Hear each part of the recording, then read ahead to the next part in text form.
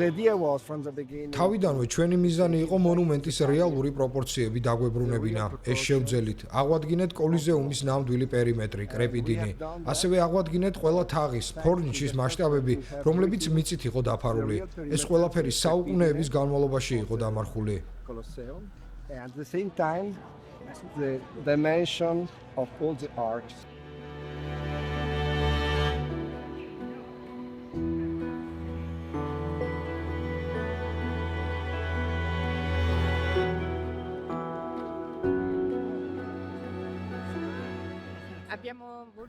გვინდოდა საზოგადოებისთვის შესასვლელი დერეფნების ზოგიერთი დაკარგული ნაწილი აღვადგინა, მათ შორის ფლავიუსის ამფითეატრის დერეფნის ორი დაკარგული მონაკვეთი, რომელიც მე-6 საუკუნიდან სხვადასხვა მიზეზის გამო ჩამოინგრა. მთავარი მიზეზი მაინც ის არის, რომ სწორედ ამ მონაკვეთზეა ნიადაგი ყველაზე არასტაბილური.